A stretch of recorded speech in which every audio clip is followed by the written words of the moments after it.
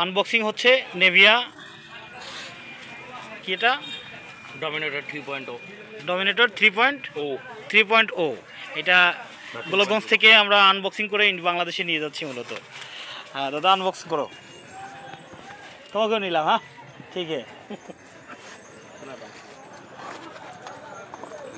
অনেক ব্র্যান্ডের একটা বল দাদা, ব্র্যান্ড না নিভিয়াটা ব্র্যান্ডেডই হয়। হ্যাঁ হ্যাঁ ঠিক আছে, একবারে জিরো করে দাও, বুঝো নাই আমার প্যাকেট দরকার নাই।